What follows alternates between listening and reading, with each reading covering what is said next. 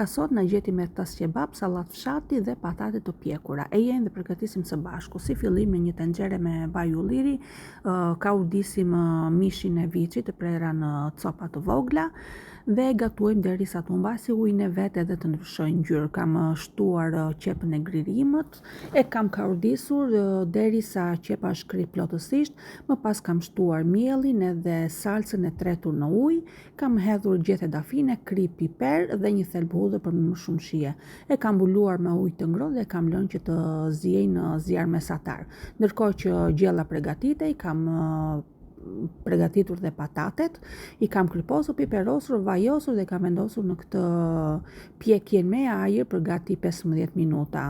Ndërkohë përgatita dhe një sallat fshati me domate sallator, spec, qep të kuqe, e cila nuk djeg, vaj ulliri, krip, djathë dhe rigon. Dhe preferoj më shumë këtë se sa gjërat e tjera tani në ver. Kam shtruar tavolinën, kam dar gjellën për pjata dhe siç e shikoni mrekullia vet. Ndaj nëse e përgatisni, nuk ju mbet gjë tjetër verse të shijoni, ju bëf të mirë.